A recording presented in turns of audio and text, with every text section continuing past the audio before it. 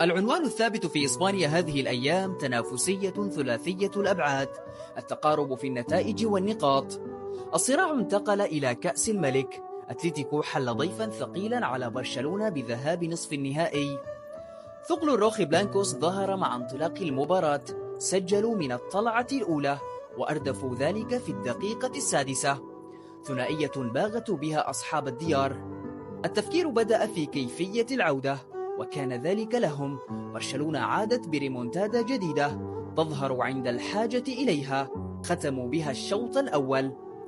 في الحصة الثانية وسع البارسا الفارق بهدف رابع بعد مراوغة فنية رائعة ليامال ترجمها ليفا بهدف.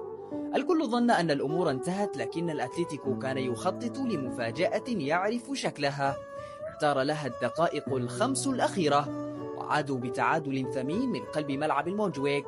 كان صادما لفليك ومبهجا لسيميوني.